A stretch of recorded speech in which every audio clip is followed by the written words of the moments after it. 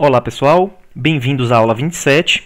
Nessa aula a gente vai tratar da energia cinética de rotação. Em aulas passadas a gente tratou da energia cinética de translação ou simplesmente a gente chamou de energia cinética. A gente viu inclusive que era calculado como meio de mv ao quadrado, dependia da massa e do quadrado da velocidade de um corpo. Agora a gente vai tratar a energia cinética associada à rotação. Observa esse movimento. Então a gente tem uma patinadora no gelo aqui rotacionando em torno de um eixo imaginário, ok? Então, ela está realizando um movimento rotacional e deve ter uma energia associada a esse movimento. Essa energia é uma energia cinética e a gente está interessado em calcular esse tipo de energia, ok? Mais para frente na aula a gente vai falar também sobre esse aumento da velocidade. Observem como ela gira e depois de um certo instante, quando ela se encolhe, vamos colocar dessa forma, se aproxima do eixo de giro, ela gira mais rápido. Vamos tratar disso também. Isso tem relação com o momento de inércia. Bom, vamos lá. O que acontece? Quando a gente calcula a energia cinética de uma única partícula, imagine que ela esteja rotacionando. A gente vai tomar apenas um ponto. Por partícula, entenda um corpo que tenha, um objeto que tenha massa e não tenha dimensão. A dimensão é desprezível para o que a gente está tratando, ok? Então, a energia cinética vai ser dada por mv ao quadrado sobre 2, do mesmo jeito que a gente viu para a translação. Então, se a gente tiver uma única partícula, a gente pode determinar qual é a massa, qual é a velocidade e calcular a energia cinética dela, rotacionando. E se a gente tiver n partículas rotacionando? Imagine, por exemplo, vários pontos, vários objetos rotacionando, 3, 4, 5 objetos rotacionando em torno de um eixo. Nesse caso, quem vai ser o somatório? Quem vai ser a energia cinética? O somatório da energia cinética de cada um desses corpos. Então, por exemplo, se a gente tiver n partículas, a energia cinética vai ser m1v1 ao quadrado sobre 2, que é a energia cinética da primeira partícula, mais a energia cinética da segunda, e assim sucessivamente até a energia cinética da enésima partícula. A gente representa isso através do somatório, onde o subíndice i vai de 1 até n. Então, é mivi ao quadrado sobre 2, onde cada partícula está numerada aqui. Então, se eu coloco 1, é a partícula 1, 2 é a partícula 2, e assim sucessivamente. Ok? Como esse termo no denominador 2 ele é constante no somatório, ele não tem um subíndice, então ele sai do somatório e temos, portanto, que a energia cinética de n partículas rotacionando é meio do somatório de 1 até n do produto da massa pela velocidade ao quadrado de cada uma dessas partículas. Ok? Bom, como elas rotacionam, tem uma coisa que a gente pode considerar que é o seguinte. A velocidade linear é igual à velocidade angular vezes o raio. Foi o que a gente viu na aula passada. Então, a gente pode modificar aqui, onde tem velocidade linear, e substituir por velocidade angular vezes o raio. Porém, a velocidade angular não é única para cada partícula. Então, se vocês reverem a aula passada, vocês vão ver o seguinte. Se você tiver, por exemplo, um objeto rotacionando, vamos supor um cilindro, enfim, um objeto rotacionando, todos os pontos dele descrevem os mesmos ângulos no mesmo intervalo de tempo, ou seja, a velocidade angular de de qualquer ponto daquele corpo é a mesma. A velocidade linear vai depender do raio, mas a angular é a mesma para todos os pontos de um corpo que rotaciona em torno de um eixo.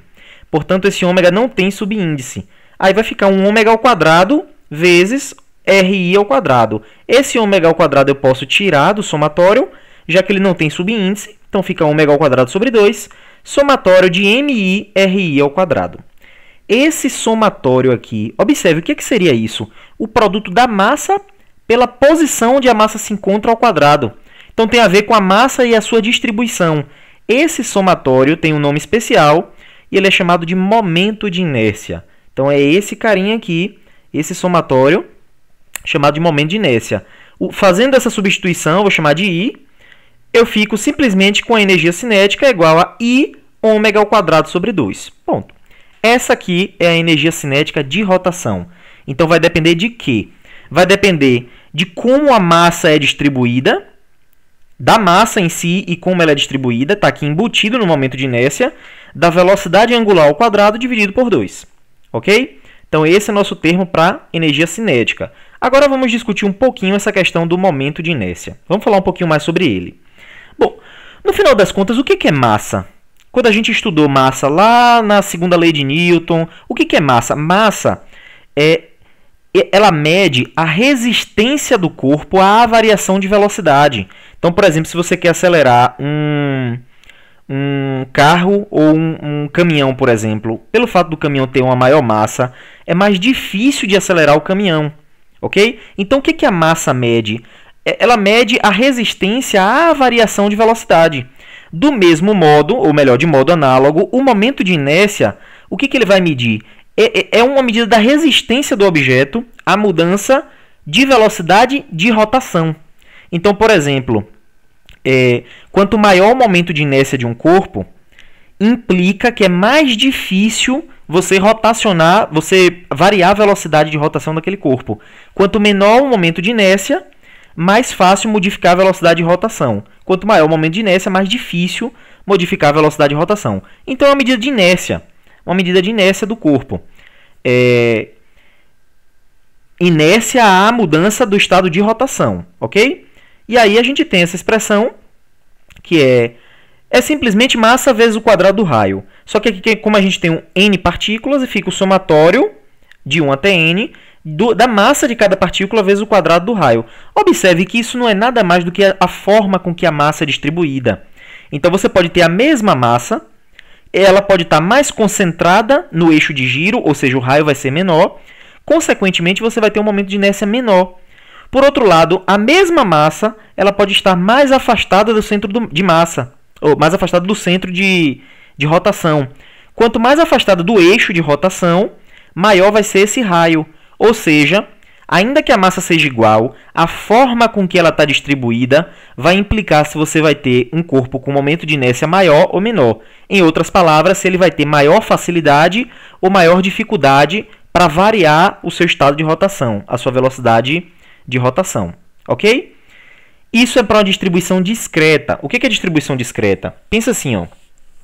Eu tenho 3 objetos que estão girando em torno de um eixo, 4, 5, 6, n objetos. Eles são contáveis. Agora imagine que você tem infinitos objetos rotacionando em torno de um eixo.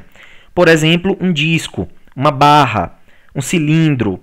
Então, esses objetos são objetos contínuos. Tem infinitos átomos ali rotacionando juntos em torno de um eixo. Então, ao invés de utilizar um somatório, a gente utiliza a integral. Aqui é para uma distribuição contínua, nesse caso, de massa. Ok? Bom, felizmente a gente não vai precisar resolver essa integral para os casos que a gente vai trabalhar, porque muitos deles estão tabelados. Então, por exemplo, qual é o momento de inércia para um cilindro se ele está rotacionando em torno de um eixo aqui, passando pelo seu centro? Nesse caso, o momento de inércia é meio de mr ao quadrado. Pronto. M é a massa total do cilindro e R é o raio dele. E se ao invés de passar cortando ele aqui, cortar ele pelo meio, dessa forma? Nesse caso, vai ser 1/4 de mr ao quadrado mais 1 sobre 12 de ml ao quadrado. E se for passando em cadê o disco? Se for passando em um anel, no centro de um anel, o momento de inércia vai ser simplesmente mr ao quadrado. Então, assim, para várias das figuras que a gente trabalha, já tem tabelado aí esses momentos de inércia. Uma coisa que eu quero chamar a atenção é o seguinte. Vai entrar um conceito aqui, vai ser trabalhado o conceito de centro de massa, que é o seguinte. Esse eixo, ele está passando pelo centro de massa do objeto. Todos eles aqui.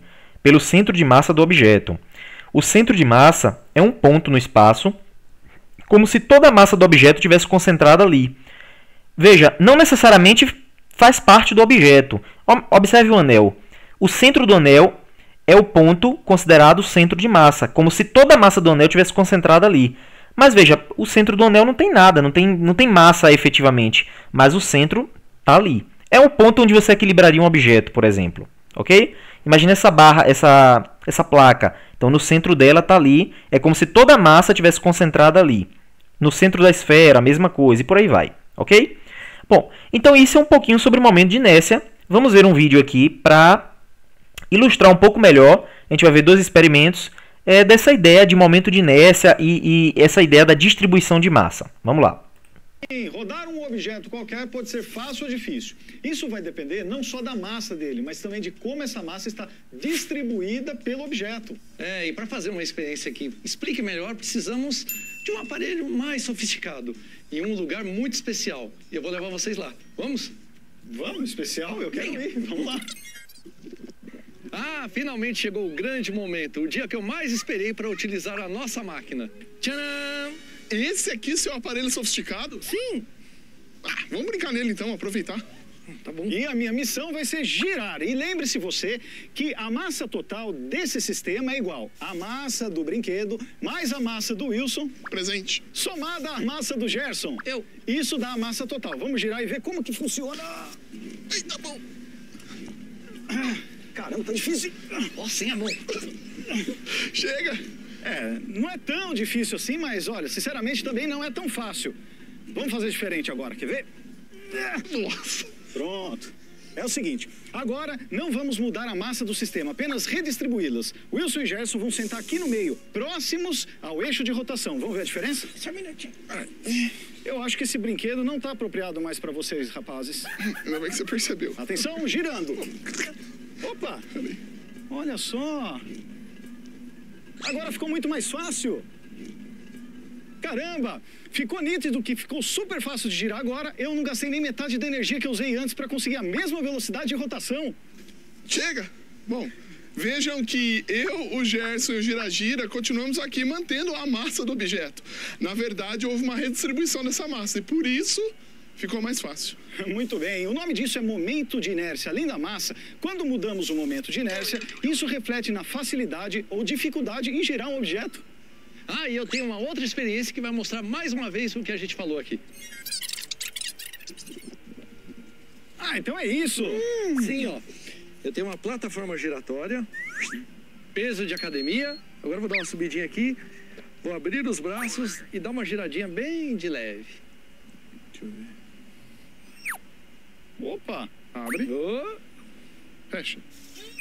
Abre, estabiliza. Fecha. Quando a gente coloca energia no sistema, ele gira. Só que a gente iniciou tudo isso e o Gerson estava com os braços abertos. Bom, no meio do caminho, ele resolveu fechar os braços. Ou seja, ele concentrou a massa no eixo de rotação. E você lembra, né? Toda vez que a gente concentra a massa no eixo de rotação, fica mais fácil de girar, porque diminui o momento de inércia. No nosso caso, o resultado foi o aumento da velocidade. E aí, Gerson? Tá bom ou pode parar já? Não chega, tô até tonto. Olha, esse é o mesmo princípio utilizado pelas bailarinas e os patinadores. Muito bem. Nossa.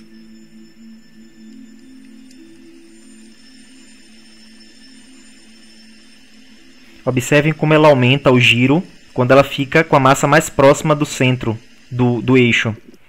Ok? Perceberam então aí alguns experimentos relacionados com a ideia do momento de inércia. Então esse conceito é a resistência à rotação, digamos assim. Então vai medir a resistência à rotação. Quanto maior o momento de inércia, mais difícil rotacionar um corpo. Quanto menor esse momento, mais fácil rotacionar o corpo. Ok? Se vocês observarem, a gente tinha que a energia cinética de translação era simplesmente mv² sobre 2. Agora, para rotação, tem um equivalente para massa, que seria, ao invés de massa, momento de inércia, e ao invés de velocidade ao quadrado, velocidade angular ao quadrado. Isso tudo dividido por 2.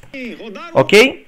Vamos lá falar agora sobre o teorema dos eixos paralelos. Bom, o que acontece é que nem sempre a rotação se dá em um eixo que passa pelo centro de massa do objeto, como aquelas figuras que a gente viu. Às vezes o eixo é paralelo a um eixo que passa pelo centro de massa. Nesse caso a gente usa o teorema dos eixos paralelos. Ok?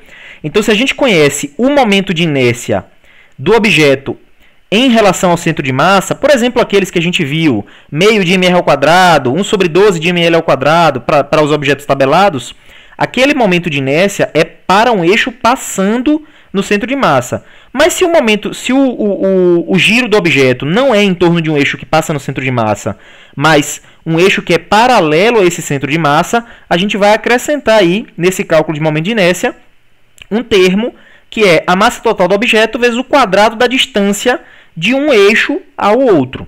Ok? Vamos ver um exemplo. Qual é o momento de inércia de uma barra fina de 1 metro de comprimento e massa 5 kg, rotacionando em torno do centro de massa? Bom, nesse caso, a gente tem então uma barra fina, não falou que era homogênea, mas a gente vai tratar como homogênea. O centro de massa vai estar no meio. O momento de inércia de um centro de massa para um objeto como esse é tabelado, é dado por ml²/12. Ao substituir massa igual a 5 kg, comprimento igual a 1 metro, isso ao quadrado, dividido por 12, a gente obtém 0,42 kg/m². Ok? Aqui é a unidade que a gente vai trabalhar para o momento de inércia. Massa, quilograma, distância ao quadrado, metro ao quadrado. Ok? Esse é o momento de inércia para uma barra como essa, girando em torno do seu centro. Ok? Porém, qual seria o momento de inércia se a rotação fosse em torno de um eixo paralelo na extremidade da barra? Então, ao invés de cortar, passar pela barra, esse eixo vai estar na extremidade dela. Ok? Então, toda a barra vai rotacionar em torno de um eixo que vai passar na extremidade. Nesse caso, o momento de inércia vai sofrer um acréscimo. Então, o momento de inércia vai ser o momento de inércia do centro de massa, mais um termo, porque o eixo está deslocado, paralelamente deslocado. Então, mais mx². Massa 5, a distância que foi deslocada é justamente a metade da barra. Veja, porque o centro de massa passa na metade da barra. Como agora eu vou para uma extremidade, então eu desloquei exatamente meia barra. Então, 5 vezes meio², somado com o momento de inércia do centro de massa, a gente obtém 1,67 kg/m². Ou seja, rotacionar uma barra em torno de um eixo que passa em sua extremidade é mais difícil do que rotacionar ela em torno do seu centro de massa. Ok? De um eixo que passa pelo seu centro de massa. Bom, é isso. Vamos trabalhar agora alguns exercícios. Vamos lá. A figura abaixo mostra a velocidade angular, que é em radianos por segundo, em função do tempo, para uma barra fina que gira em torno de uma das extremidades. Veja um problema parecido com o que a gente trabalhou agora. Bom, a escala do eixo ômega é definido por ômega-s vale 6 radianos. Então, aqui vale 6 radianos por segundo. Então, significa que cada quadradinho desse vale 1. 1, 2, 3, 4, 5, 6. Ok? Pergunta, qual é o módulo da velocidade angular da barra? Vamos lá. Esse problema, ele é semelhante a um problema lá da cinemática de translação. A gente tem um gráfico de velocidade em função do tempo. Vocês lembram como é que se comporta um gráfico de velocidade em função do tempo no MRUV? No MRUV, o que a gente tem como característica? Aceleração constante. Se a aceleração é constante, a velocidade varia linearmente com o tempo, o gráfico é uma linha reta. Então, de modo análogo, aqui a gente tem um gráfico de velocidade, apesar de ser angular, em função do tempo, que é uma linha reta, isso quer dizer que a nossa aceleração é constante. Ok? E aí ele pergunta qual é o módulo dessa aceleração. Como é que a gente vai fazer isso? Se ela é constante, eu posso pegar dois pares ordenados aqui, ó, no tempo 2 segundos, eu tenho 1 radiano por segundo de velocidade. No tempo 4 segundos, eu tenho 4 radianos por segundo de velocidade.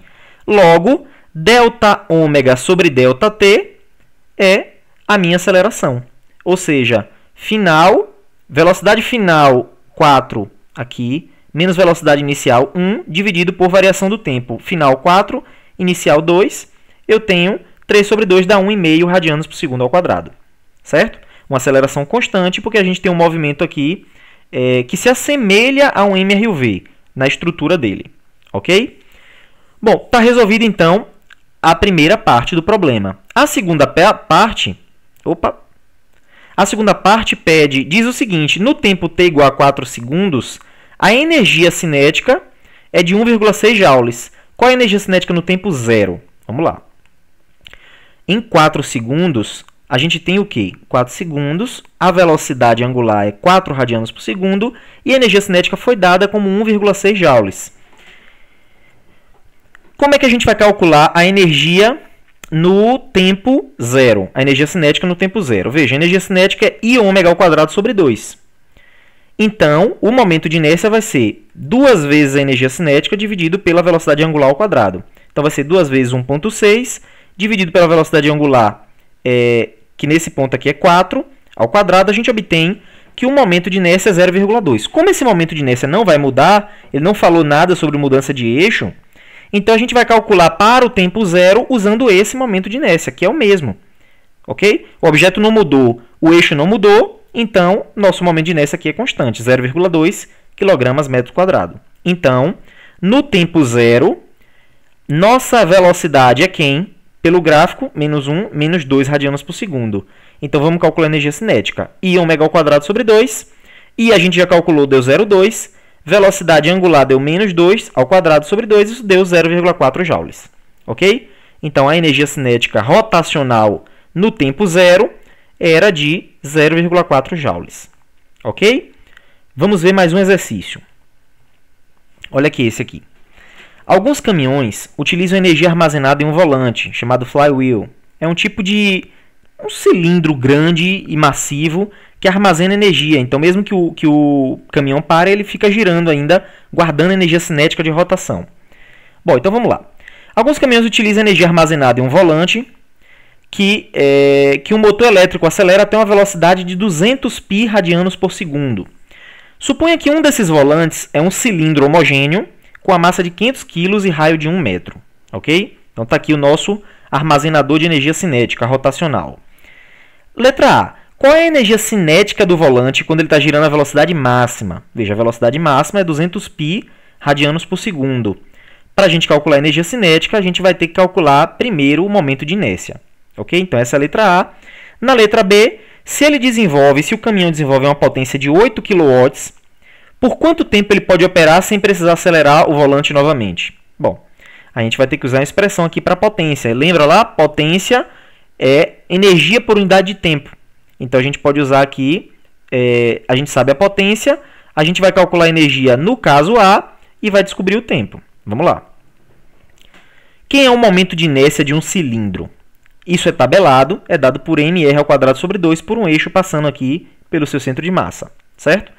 Usando os dados de massa 500 kg, raio 1 metro, a gente substitui e obtém um momento de inércia de 250 kg por metro quadrado, ok? Bom, agora a gente pode calcular a energia cinética, que é I ômega ao quadrado sobre 2. Então, a energia cinética de rotação máxima, que pode ser acumulada, é o produto do momento de inércia vezes a velocidade máxima, que é 200 π ao quadrado sobre 2. Lembrando que o π é 3,14, 15, por aí vai. A gente obtém 4,9 vezes 10 a sétima joules de energia. Então, essa é a energia cinética máxima que fica acumulada quando o nosso volante está aí girando na velocidade máxima. Ok? Na letra B, pergunta por quanto tempo pode-se utilizar essa energia do volante sem precisar acelerar ele. Então, é dado que a potência é de 8 kW ou 8.000 watts. A energia cinética a gente calculou máxima, que é armazenada, que é 4,9 vezes 10 a sétima. Então, a gente pode usar a expressão para potência. Potência, variação de energia por unidade de tempo. Então, a gente tem 8.000 watts é igual a energia 4,9 vezes 10 a sétima dividido pelo tempo. A gente obtém 6.125 segundos, o que é aproximadamente 1 hora e 42 minutos, que pode ser utilizado essa energia do volante sem precisar acelerar o volante. Ok? Então é isso, pessoal. Espero que vocês tenham aprendido os conceitos principais da aula de hoje, de energia cinética de rotação e de momento de inércia, e pratiquem, resolvam os exercícios para que vocês possam sanar as dúvidas e saber como utilizar esses conceitos nos problemas. Ok? Um abraço e até a próxima videoaula.